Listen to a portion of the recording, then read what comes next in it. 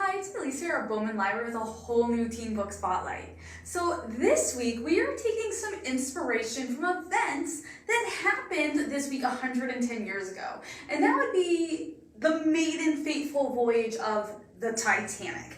So, all the books we have this week, we have a great choice of fiction and nonfiction, but they all deal with the Titanic. And what I love about some of the choices we have and events that surround this occurrence is there's been so many books that have written that have either taken, what has happened, we'll just give you the facts and they use that as inspiration, or they've incorporated some other elements that, make it fiction, but they take that as a springing off point. So there is a little bit something for everyone, depending on your tastes. So we have 6 titles, so let's get started. Our first one is Luck of the Titanic. So British-Chinese 17-year-old Valora Luck is on her way to find her brother Jamie. And she thinks her brother is working as a sailor, and she has booked a ticket in London to the United States on this new ship that's called the Titanic. And the reasons why she's picked that ship is because she's gotten word that Jamie is working on board the ship. Or that's what the rumor is, at least. Now, when she goes to board on the Titanic, she finds out that she's not allowed to get on the ship because there's this law, this act that was passed in 1882 called the Chinese Exclusion Act, and it makes her illegal to enter the United States. Valora decides that she's going to need to find another way on board the ship. And she uses these acrobatic skills that she has, and she ends up stowing on board. She ends up sneaking on board and just hoping no one's gonna find her. From there, Valora's life changes as she meets various individuals. She wants to show off her talents because one of the owners of the Raylan Brothers Circus is on board, and she knows if he can see what she can do with her acrobatic skills, he's gonna want to hire her. And then we all know what happens on this journey that goes down in the history books. Now, this is based loosely on a true story. Believe it or not, there were 8 Chinese men on board of the Titanic. 6 of them survived. There's an amazing author note, so make sure you read that when you are done reading Luck of the Titanic. Titanic Voices from the Disaster. If you want an amazing nonfiction book about the Titanic and the events that unfold before, during, after, this is it. This is the one that I highly recommend. Now, this is told through the voices of those who were there. And what the author has done, Deborah Hopkinson, is she's done all this research. She's found memoirs and writings by people who are survivors of this disaster. And because of that, everything then that she writes in there is extremely personal. These are people that were on board. They lived that night. They lived through it. They how many of them probably had PTSD after? Now, this features individuals of all ages, classes, stations. There's passengers, there's crew members, and it provides this complete and cohesive look at how the story unfolded for everyone on board on this journey. Now, it's also filled with maps, there's photos, there's artwork, there's diagrams, and there's, some of them are primary sources, some of them are secondary, but you'll be right there experiencing what these people experienced. And again, I highly recommend this one. Even though you know what's going to happen, it kind of puts it in a whole different perspective and light. This is Titanic Voices from the Disaster. The time-traveling fashionista. So, Louise loves vintage older clothes. She wants to have that 1920s-esque, movie star glam vibe. And she receives this mysterious invitation one day at her house to this vintage clothing trunk sale that's happening in her neighborhood. And Louise can't stay away. So she goes. There's this kind of, interesting mystery woman that's there that's helping as the salesperson, and she gives Louise this dress to try on.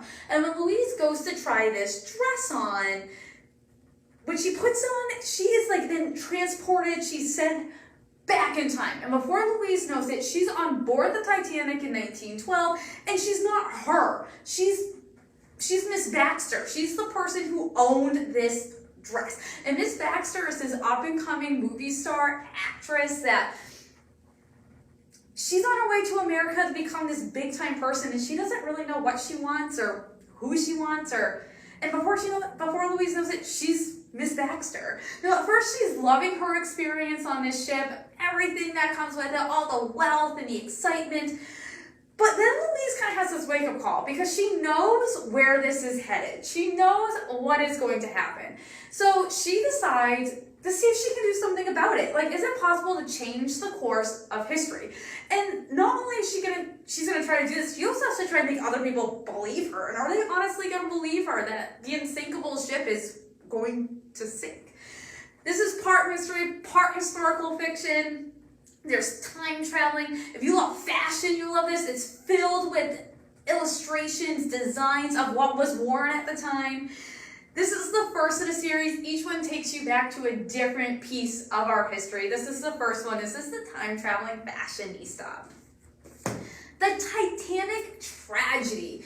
Now, what I love about this book is this book takes a different perspective on the tragedy by looking at what were the long-term impacts after the Titanic happened, after word got out, the initial shock was over, what happened after? And there are things and aspects and decisions that have been made that we don't even consider or think about. And this book sheds some light and perspective on those. Like, for example, how did this change the shipbuilding industry? And, how did it change in terms of their building process, their design, their safety, the training?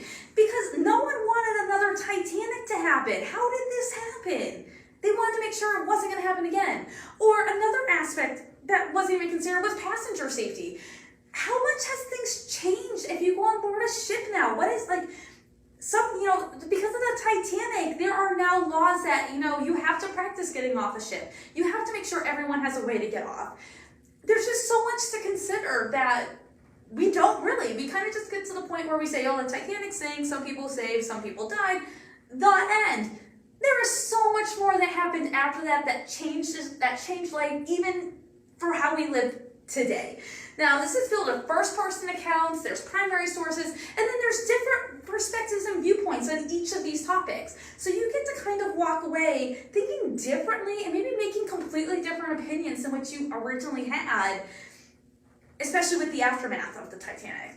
Highly recommend this one. It'll kind of make you again see things in a different light, which is really unique in this day and age.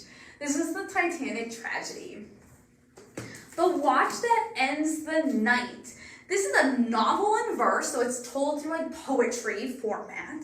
And this is all about the sinking of the Titanic, as well as the events before and after. And there are numerous characters throughout this book, so you get to know others get, you get to know others maybe more than a little bit than others, characters, but it gives you this full perspective. It gives you passengers, it gives you the crew, it even gives you perspectives on the rats that are on board.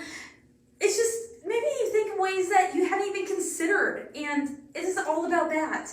Now, if you're intrigued in learning about the Titanic, highly recommend this one. I know it looks kind of thick, it feels a little hefty, but again, it's told through poetry format. You won't even realize how fast you're reading. It is so good. Highly recommend it, especially if you love a novel in verse. This is The Watch That Ends the Night. And our last one is Distant Waves. This is a really unique look at this. And I will tell you this, kind of starts off a little slow, but then it picks up.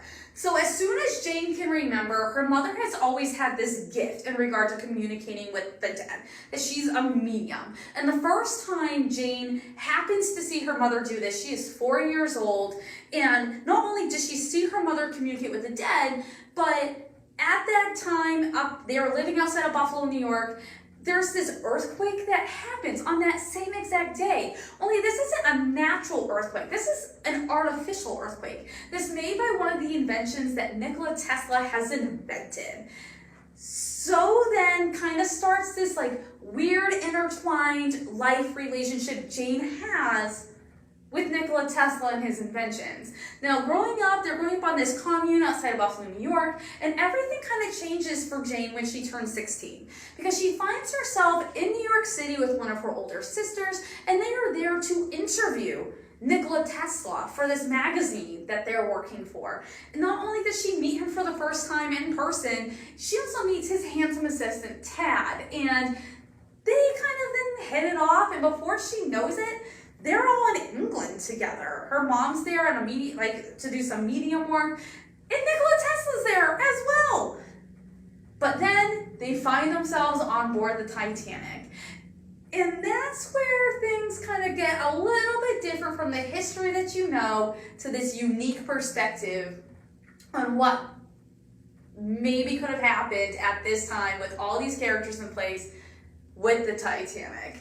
So if you like your historical fiction with some fantasy, some reimagining, some science fiction tied in a little bit, this unique look at this journey is one that will leave you turning the pages and have you enjoying a little bit more than what you just already know about the Titanic. This is Distant Waves. So these are just 6 of the books we have here at the library that explore the Titanic, that fateful journey in sometimes different ways, sometimes just straight nonfiction. So if you are interested in learning more about the Titanic, you want to become a Titanic expert, or you want to take a different look at it, feel free to come on out. Check out one of these 6 books, or we can help you find another book about the Titanic, because there's plenty of others out there. I hope you tune back next week. We have a whole new Teen Book Spotlight, and I hope you have an amazing week.